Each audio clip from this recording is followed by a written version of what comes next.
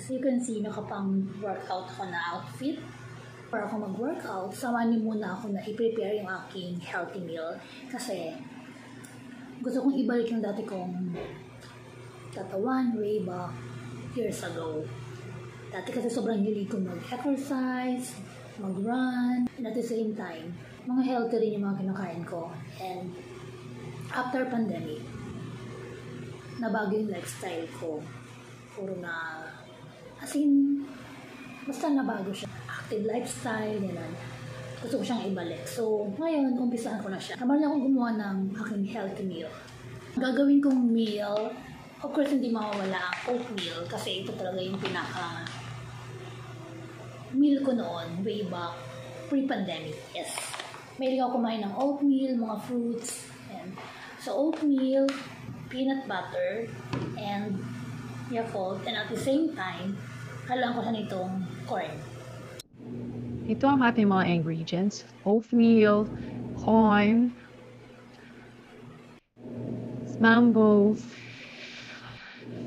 Yakult, peanut butter,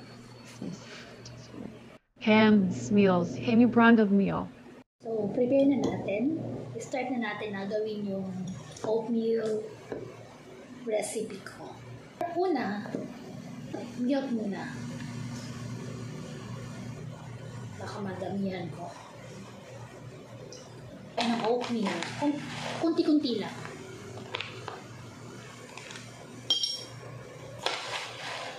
Layer-layer lang natin.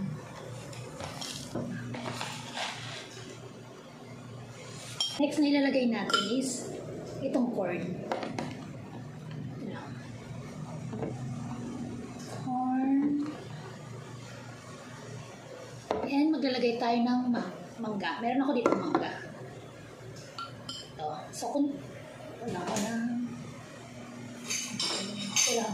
kutsara. Ito, mangga lang. Lagyan natin ng mangga para extra lasa.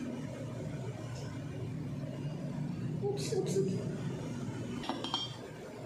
Gatas ulit.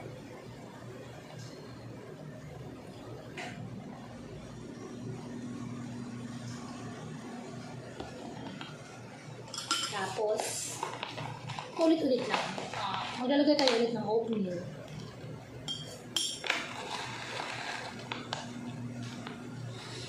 Maglalagay tayo ulit ng corn.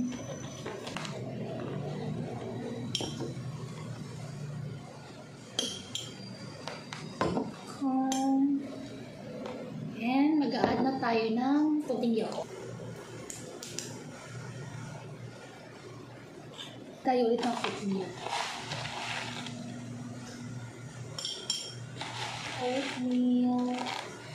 Mukhang madami na to.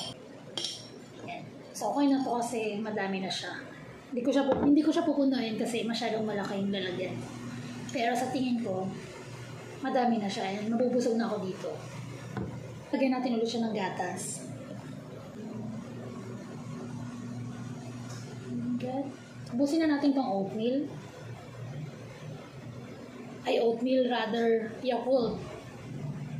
Yan. And then, lagyan natin ng last na to, pang top. Itong corn. And, ubusin na natin yung mangga.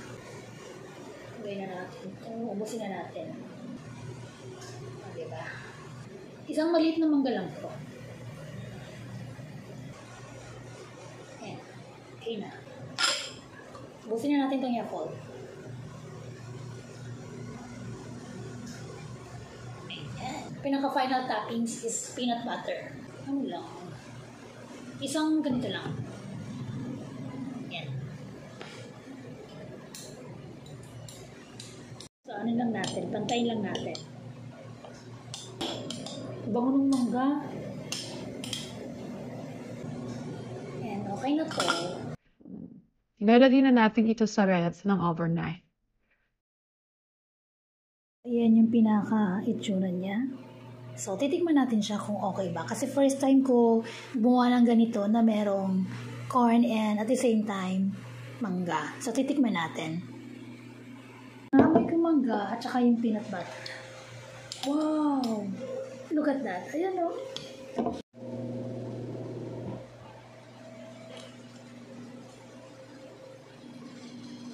Lasa yung corn, yung mangga, and lasang-lasa yung peanut butter. Hindi siya matamis. So, sa mga nagda-diet, pwede to. As in, perfect. Recommended.